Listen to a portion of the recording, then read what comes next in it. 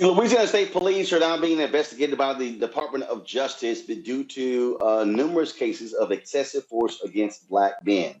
One of those cases that has gotten lots of attention in the last 3 years is that of Ronald Greene. He died at the hands of Louisiana State Police in 2019. Now, they initially claimed that he was killed in a car accident, but we later found out that that was not the case, and they were lying throughout. You had cover up after cover up by higher ups in Louisiana State Police, and there were numerous calls. And after protests, and the DOJ yesterday decided that they are going to investigate Louisiana State Police. Ronald Greene's mother, Mona Hardin, joins me from Orlando.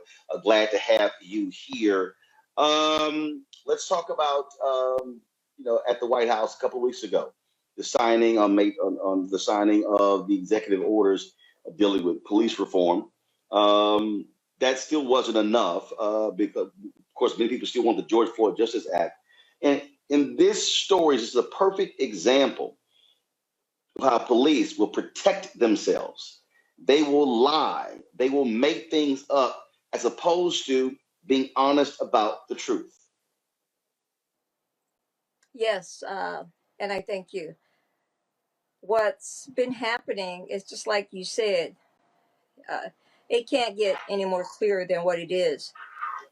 We've come this far, and my family is one of thousands who are waiting for a voice and opportunity. What's been happening, we've been waiting forever for it.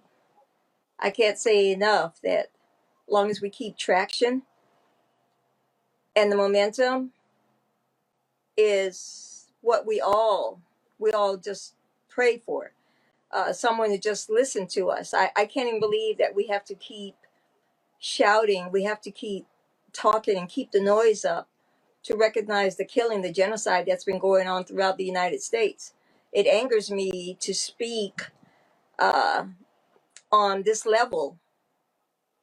What does it take to recognize the murder of a man? Any other time you recognize what's going on out there, but why is it that you have deaf ears and blind eyes to the killings of Black and brown communities?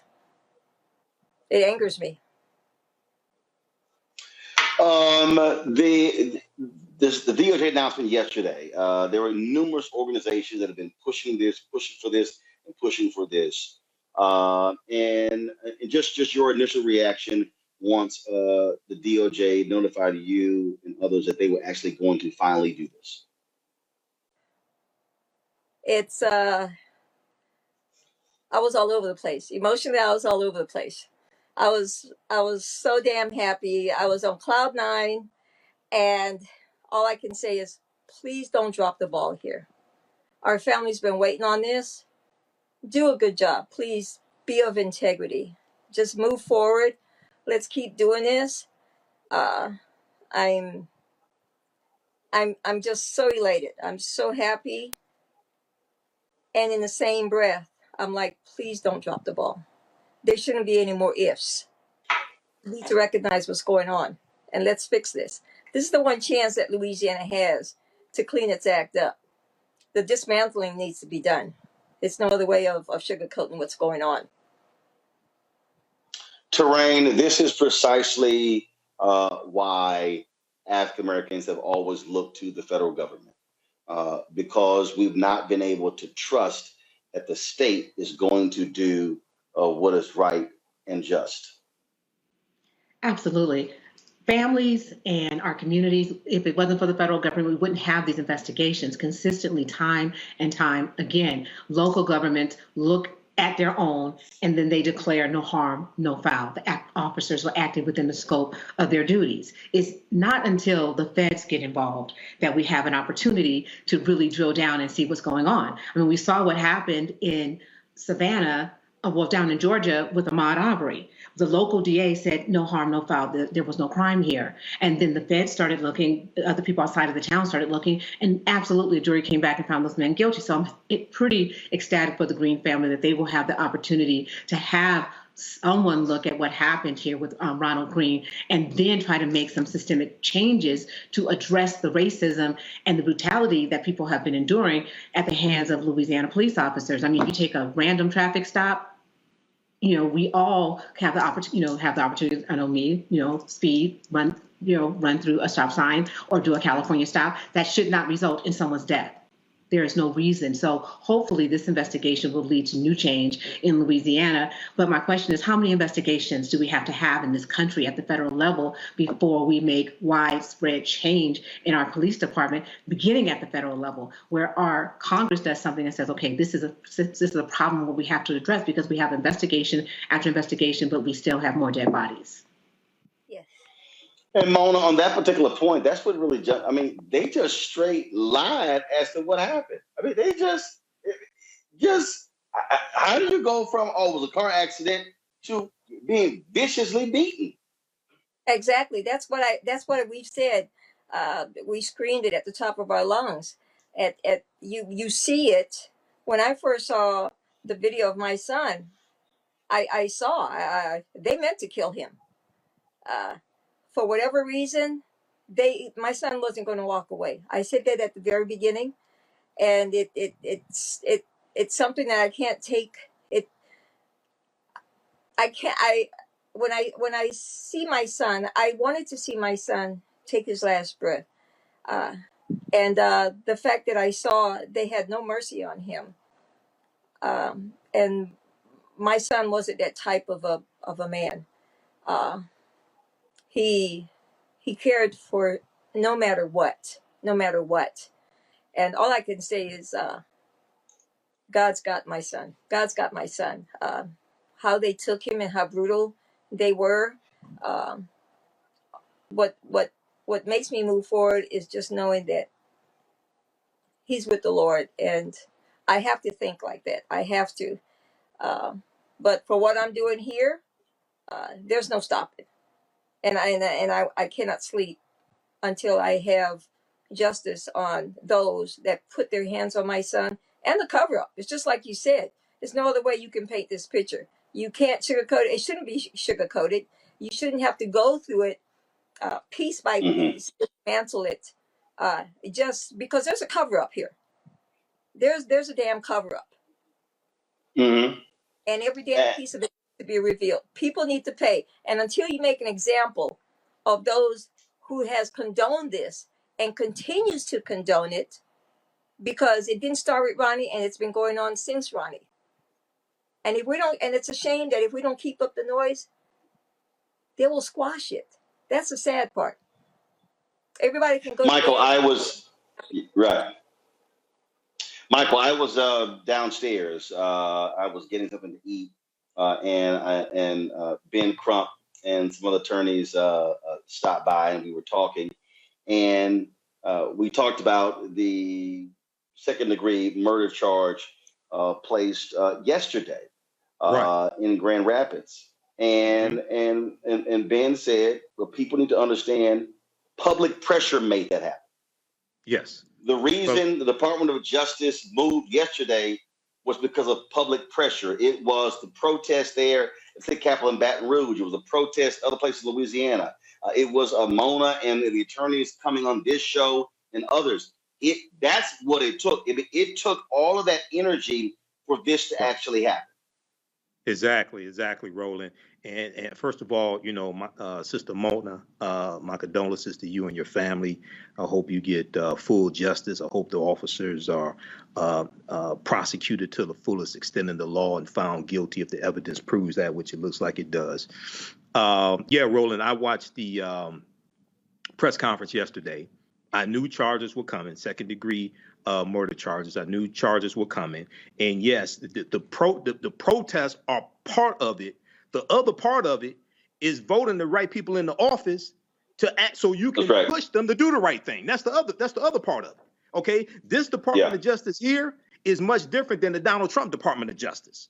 Okay? The Department of Justice under Merrick Garland, much different than the Department of Justice under Jefferson Beauregard Sessions III, who backed off of holding police accountable, who backed off of doing the investigations into the patterns or practices of police departments. This elections have consequences, so protests are part of it, and voting and putting the right people in office and putting pressure on them is the other part of it as well, holding them accountable. Indeed, and Mona, when you were talking about the cover up, I mean, we're talking about superiors. I mean, this thing went up the chain of command, and the lies just escalated as it continued. And now, because of the DOJ, they're not just coming in looking at the Ronald Greene case. They now have the capacity to look at any number of cases that stretch back years dealing with the Louisiana State Police. Yes, it's a shame we have to shine it at such magnitude, but it's a good thing because you're gonna dig up the daggone dirt. You're gonna dig up the filth that they were good. They went to bed night after night knowing that these what was allowed, what was condoned, these killings, these brutalities, the names that they have, when they go out into communities of color just to go and wreak havoc because they wear this badge. It's condoned. And they need to make an example. They need to make an example because unless we made the noise, where would we be? Unless it was for whistleblowers, for all these activists, ACLU, these news stations, where would we be? Why do we have to go through such magnitude in order to process killers?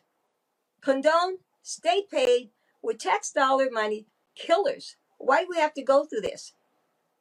The dismantling is so huge, but it needs to be done.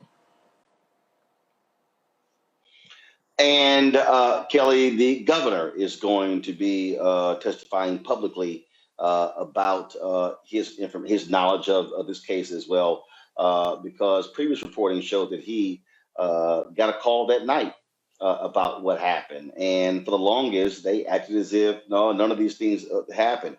This is why the investigation is needed, because people have to have trust in. Look, law enforcement can't keep telling us trust us if you keep doing stuff that says we can't trust you.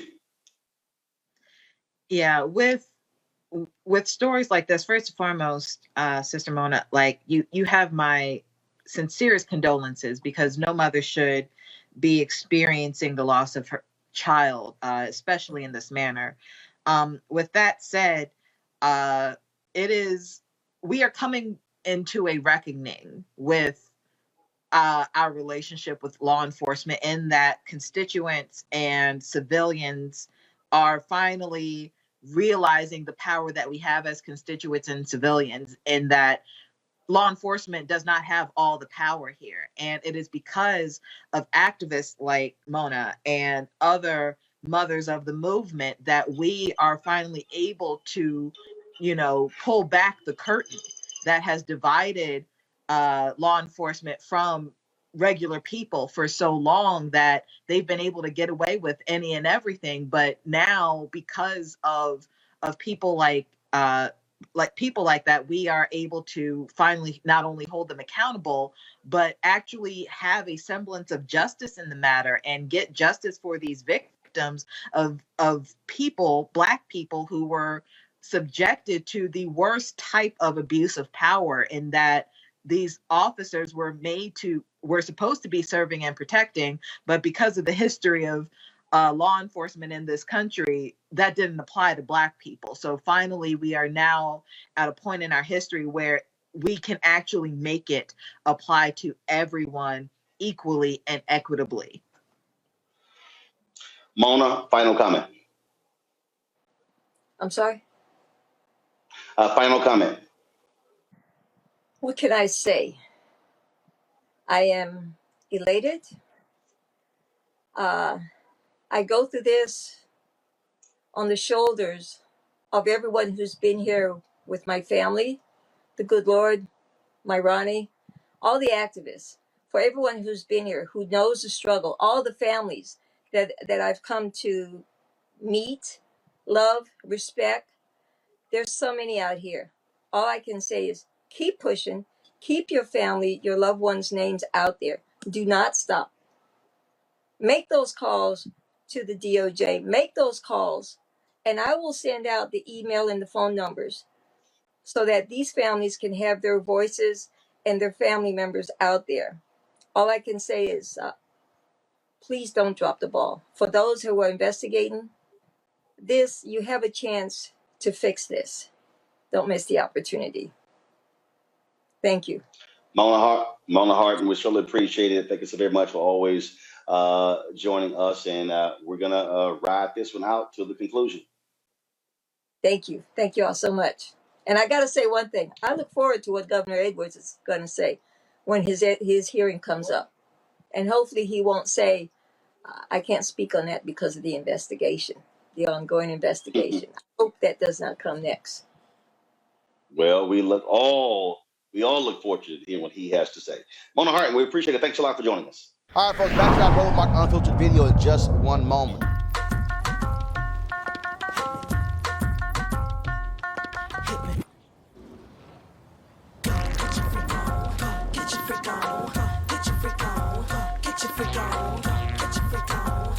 Folks, Black Star Network is here. Hold no punches. I'm real revolutionary right now. Support this man, Black Media. He makes sure that our stories are told. Thank you for being the voice of Black America, Roland. Stay black. I love y'all. All momentum we have now, we have to keep this going. The video looks phenomenal. See, this difference between Black Star Network and Black-owned media and something like CNN. You can't be Black-owned media and be scared. It's time to be smart. Bring your eyeballs home. You dig?